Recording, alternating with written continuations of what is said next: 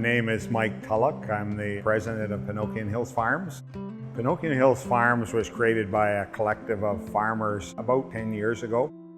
They had the ambition to raise local, premium, naturally raised meat products, specifically beef for the area. Since then it's grown into a broader range of beef, pork, and eventually lamb. They started to form a cooperative bid and started looking at a value chain program that would go from seed all the way through to finished product. And they were trying to have a larger impact on agriculture in East Algoma. It was an area where it hadn't been fully developed. And so Pinokian Hills has come along and they've really put in place a relationship chain more than anything else. I was not one of the original founders, but I came along after I retired from my engineering career and they wanted me to get involved. I was born and raised on a beef farm, always had aspirations to work with cattle, and this seemed like an ideal second career. When I first joined, it really wasn't scalable or sustainable, and we realized in time to make it financially viable, we had to expand it.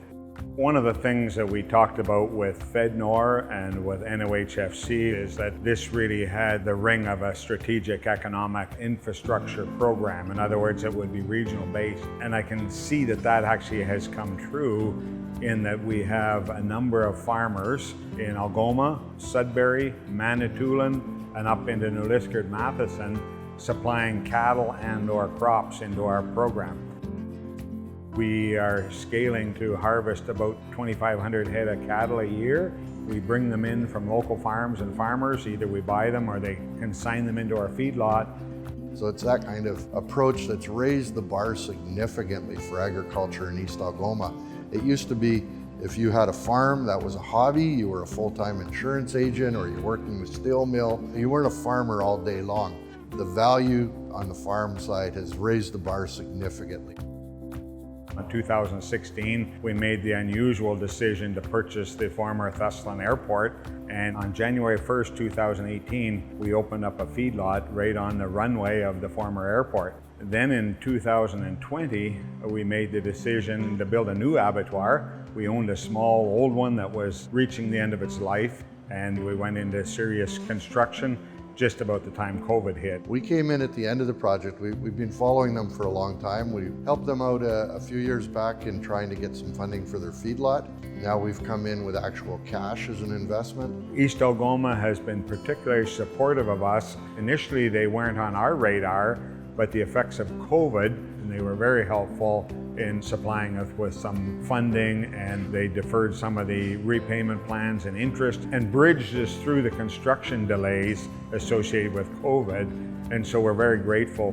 When we were working in the old abattoir, we had a staff of 7. This has been open for just over a year now, and we have a staff of about 25, so it's been a real boost in employment and in general commerce for the area.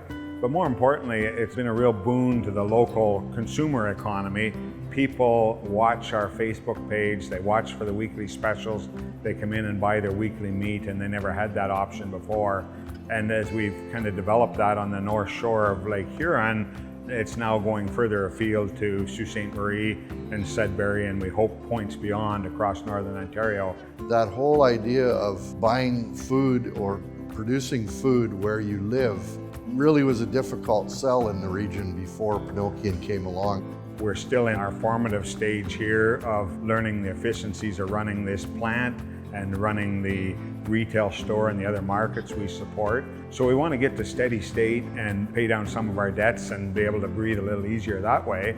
We want to see a growth in the retail market. We've historically been a facility that sells to the retail sector, butcher shops and restaurants, and we want to have that relationship direct with the consumer.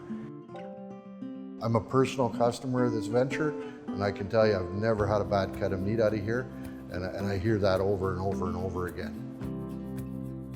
The sky's the limit on where we can go with value-added products, and we look forward to developing new recipes and unique flavors, and that as we reach a maturity as a company is kind of the signature of where we want to get to, so that people are saying, I need to try the latest feature from Pinokian this week. It's something I've never seen or heard before.